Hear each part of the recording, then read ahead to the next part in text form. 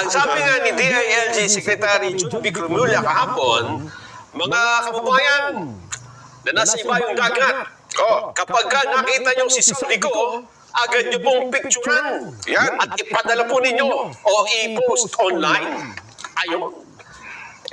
Ang sabi naman na iba, teka muna, di ba laki ng intelligence funds ninyo? Bakit kami pa ang magpipicture?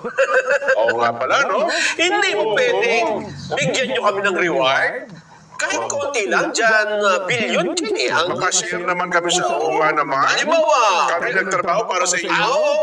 sa sino mang makapagtuturo kay Saudi ko, meron pong reward na 500 piso. Wow! Pang medianoche.